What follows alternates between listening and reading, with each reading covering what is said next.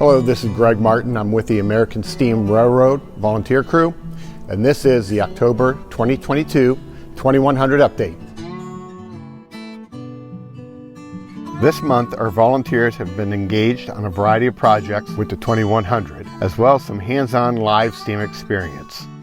The boiler remained a major activity hub in October as the tubes got closer to being removed. With the mill hog cutting process completed on all 291 tubes, work continues on grinding the remaining welds flush on the rear tube sheet, with 206 now done. We plan to begin having our professional contractors perform the final cutting on the tubes in November, so be sure to watch for more news on that. And if you haven't sponsored a new tube already, we're still in need of contributions before we can place the order. We're counting on your help to finish our final major boiler project, so visit our gift store to become a sponsor today. After being a bit stubborn, the first 2 air reservoir brackets were removed from the mounts on the boiler this month, leaving 4 more left to do. We're removing these brackets to conduct ultrasound thickness tests on the boiler shell and to inspect the bracket studs for corrosion and wear. On a locomotive that has been in long-term storage like the 2100, moisture can become trapped under these brackets and cause erosion, so it's especially important that we thoroughly inspect these areas. The brackets themselves were needle cleaned, stripped, and coated with a high-temperature protective paint. Likewise, areas of the combustion chamber and outer throat sheet that have already been ultrasound tested are being cleaned and coated with high-temperature boiler primer and paint. This paint is quite expensive, with the primer being $150 per gallon and the paint another $120 per gallon. It will cost approximately $3,000 to coat the entire boiler and firebox. In closing out our month, our good friends at the J&L Narrow Gauge Railroad hosted 15 volunteers from ASR and Midwest for hands-on steam training sessions. Crews from both of our organizations were treated to a full weekend of steam operation with their 2-foot gauge 040 steel mill switcher number 58.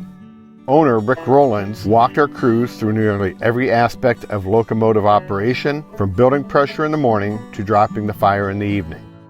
Our attendees even got to take turns firing and having a hand on the throttle as the 040 charged up the 6% grade at the museum site.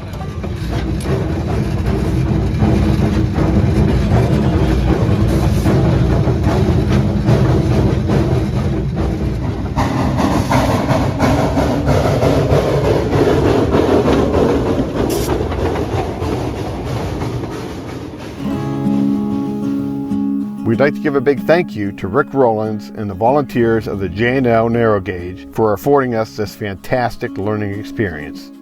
We have no doubt that the knowledge we gained that weekend will be beneficial once the 2100 is back in steam, and it was a nice change of pace for our dedicated volunteers who selflessly give so many hours towards our projects. Will 2023 be the year the 2100 is back under steam? We're counting on your support to hopefully make that happen. Please visit us online at americansteamrailroad.org to see all the ways you can be a contributor. From hats to t-shirts, posters, books, raffle tickets, DVDs, and everything else in between, our gift store has Reading T1 merchandise that will please anyone. And if you're not already a member of ASR, joining is easy and it starts at just $35 per year.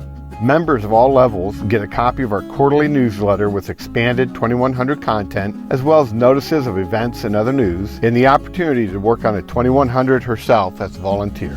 And don't forget to get your tickets for the upcoming Legends of Steam dinner with Gary Bensman. Tours of the 2100 and other equipment, a 4-course catered meal, a presentation from Gary himself, and much more await you at this very exciting event.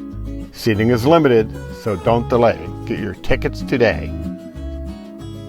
And that's a wrap for this month's video. We'd like to thank our volunteers, donors, contractors in Midwest. Make sure you go to americansteamrailroad.org for souvenirs or to make donations. Thank you.